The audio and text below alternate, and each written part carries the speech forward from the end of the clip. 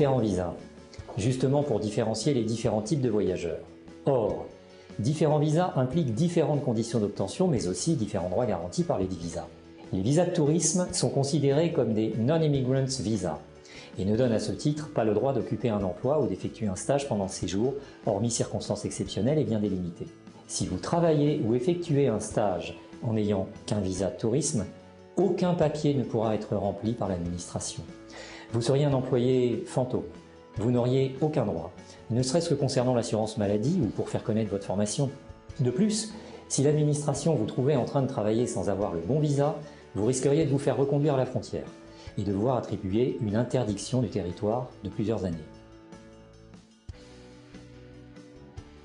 Les écoles sont responsables de l'étudiant car les étudiants sont toujours sous la responsabilité de l'école, même s'ils ne sont pas dans l'enceinte, ni même dans le pays d'établissement.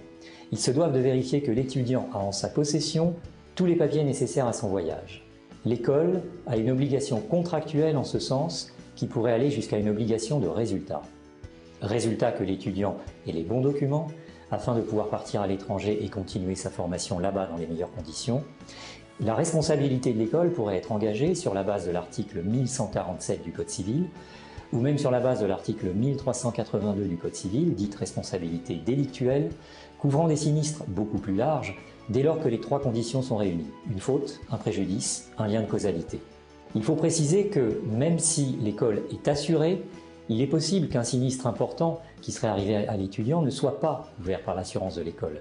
Dans certains cas, les assurances pourraient exclure de leur police les risques liés à la commission d'une infraction pénale qui entraînerait une clause d'exclusion.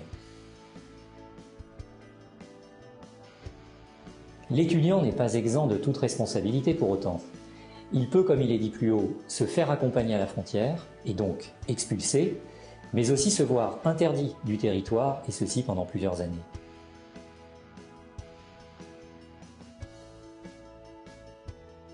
Chaque pays est différent et donc il faut regarder la loi du pays où l'infraction a été commise pour connaître les éventuelles sanctions que l'étudiant pourrait se voir infliger.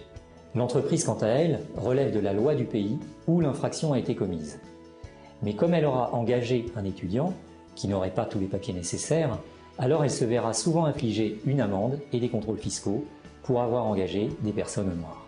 Le ministère public en France pourra difficilement engager la responsabilité de l'entreprise car ce n'est pas elle qui aurait fraudé, à moins que l'entreprise ait dû reverser des charges, par exemple à la sécurité sociale, ce qu'elle n'aurait pas fait. Il est essentiel de préparer les conditions d'admission de l'étudiant dans un pays étranger, afin d'être en parfaite conformité avec la législation locale. En cas de difficulté, la responsabilité de l'école pourrait être recherchée. Mais l'étudiant peut également être inquiété et subir certaines des conséquences en cas d'irrégularité.